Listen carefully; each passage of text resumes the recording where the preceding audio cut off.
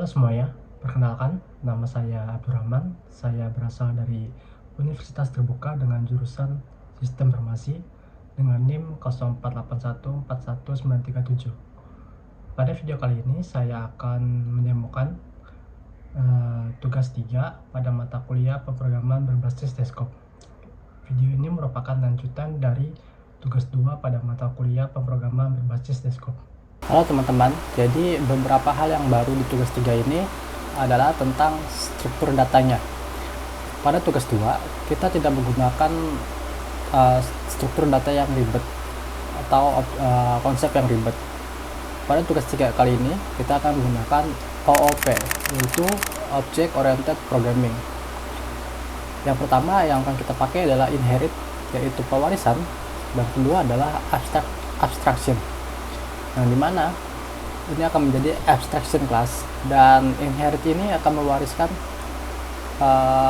kelasnya ke anak-anaknya, ke children, yaitu ada 3, ada makanan, minuman, dan diskon. Tugas 3 ini kita disuruh untuk membuat sebuah kelas abstrak baru ya, yaitu menu item. Lalu ada atributnya masing-masing, ada nama, tipe datanya string, harga, tipe data double, dan kategori tipe datanya string. Lalu ada subclass dari menu item atau turunan anak-anaknya, ada makanan, minuman, dan diskon. Lalu ada kelas menu yang disuruh menggunakan array list ya. Lalu ada kelas pesanan, lalu disuruh untuk implementasi konsep inherit dan encapsulation, dan exception juga. Dan terakhir yaitu harus bisa operasi input output file ya, yaitu menyimpan ke dalam bentuk file txt. Jadi pada tugas 3 ini saya sudah membuat 6 file ya, 6 file Java yang masing-masing mempunyai fungsinya sendiri-sendiri. Tujuannya adalah yang pertama untuk maintain ya, jadi ini akan lebih mudah untuk maintain ke depannya, dan dengan konsep modular juga ini lebih rapi dan mudah dibaca. File pertama adalah menu item. Menu item ini adalah base-nya atau cetakan dasar. Di sini saya menggunakan abstract class ya, seperti yang disuruh di soal, yaitu menggunakan kelas abstrak. Di sini saya menggunakan private karena apa? Ini akan di encapsulation, artinya dari luar itu nggak bisa diakses.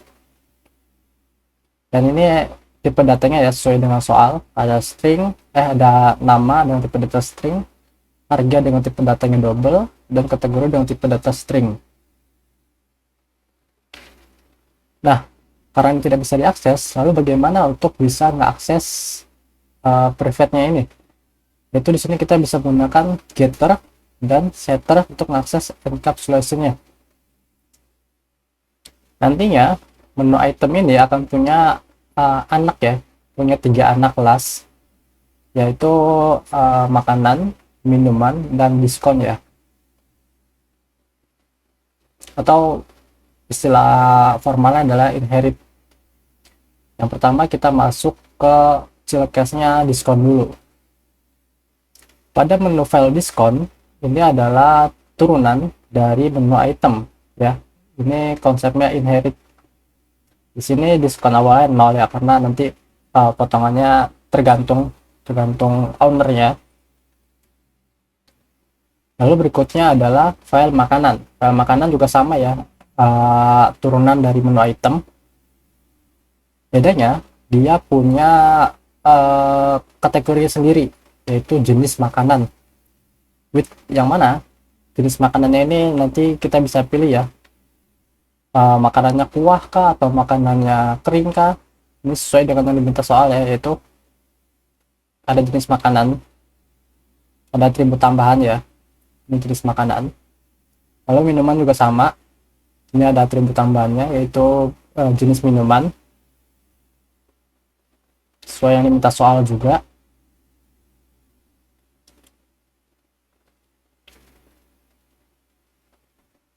Untuk tipe datanya masing-masing disesuaikan dengan yang diminta oleh soal ya. Yang diminta oleh soal, contohnya adalah diskon. Besar diskonnya adalah menggunakan double tipe datanya. Kesamaan dari 3 file ini adalah yaitu adanya metode tampil menu, yang mana ini adalah salah satu contoh penerapan dari polymorphism ya. Kalau lihat kan ini kita manggil metode tampil menu, tapi nanti return ke terminal ya ini beda-beda. Ini diskon, terus yang ini makanan, jenis makanannya, dimana kita nggak overriding istilahnya, mengubah outputnya seperti yang disesuaikan dengan kebutuhan di kode di file tersebut. Jadi dengan satu nama metode kita bisa mempunyai banyak perilaku sesuai dari file itu sendiri. Lalu ada menu.java. Di file ini akan berisikan untuk menyimpan daftar-daftar menunya ya. Lalu selain itu juga di sini ada proses input outputnya ya, yaitu yang menyimpan ke dalam bentuk file txt atau proses input outputnya. File selanjutnya yang saya buat adalah main.java. Di sini file ini akan membaca menu dari file namanya menu.txt ya, yang nanti akan kita bikin manual.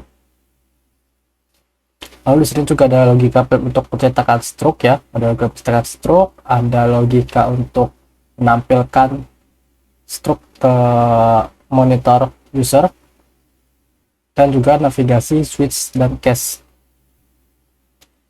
Itu 6 file yang saya buat. Selanjutnya adalah kita akan masuk ke penjelasan logika dari masing-masing file tersebut.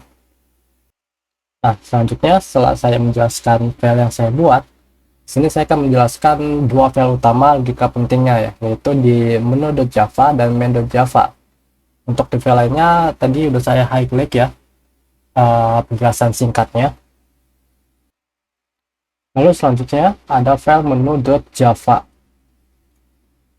Di metode tambah item, metode ini berfungsi untuk menambahkan item ke dalam array list yang sudah dibuat di atas ya.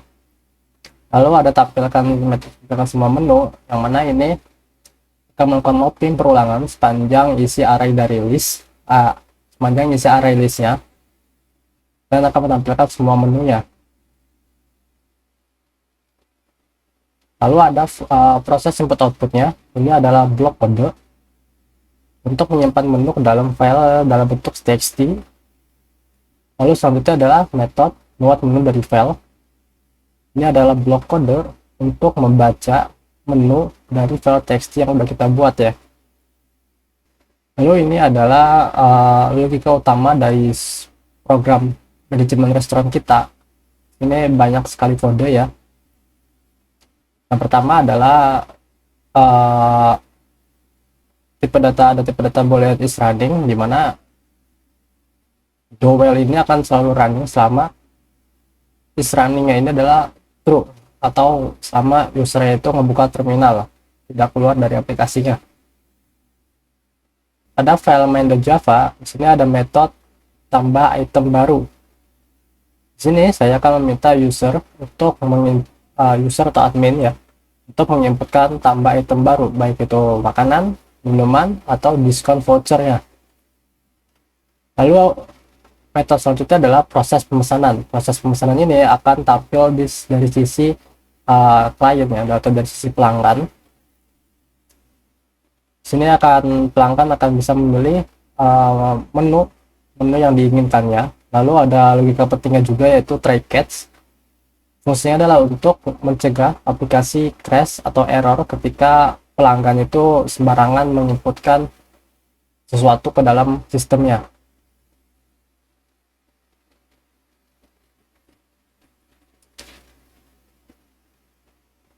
Metode terakhir adalah metode cetak stroke. Metode cetak stroke ini akan berproses ketika pelanggan telah selesai memilih makanan dan minuman dan sudah memproses pembayaran. Di sini saya menggunakan instance of untuk mengecek apakah terdapat diskon atau tidak pada makanan atau minuman tersebut. Jika iya, tambah nilai variabelnya ke dalam perhitungan. Kalau enggak, maka lakukan perhitungan normal. Lalu sini adalah perhitungan untuk pajak ya, pajak yaitu pajaknya dari subtotal. Lalu ada service fee flat 20.000 dan grand total yang telah dihitung dari semuanya ya, dari semua perhitungan. Ini adalah harga yang harus dibayarkan oleh user. Selanjutnya, ini juga proses input output, yaitu struknya akan disimpan ke dalam file txt. Jadi ketika pelanggan nge-close aplikasi terminal ya, file struknya tersebut tidak akan hilang begitu saja, tapi akan disimpan di dalam file txt. Selanjutnya, di sini saya akan mencoba untuk mendemokannya. Sebenarnya saya sudah membuat menu ya, list menunya. Ini saya coba jalankan langsung. Kita coba tampilkan menunya dulu ya. Lalu selanjutnya kita akan coba pesan. Ini saya mau pesan nasi goreng spesial, nasi goreng spesial lagi, lalu soto ayam, es teh manis, dan di sini saya tidak menggunakan voucher dulu ya. Jadi langsung exit dan kita coba cetak struknya. Sorry, di sini saya akan menggunakan voucher terlebih dahulu ya. Ini saya langsung exit. Lalu kita cetak struknya. Totalnya adalah 108.000 ya. Dan ada diskonnya 5.000. Sini ada biaya layanan dan pajaknya.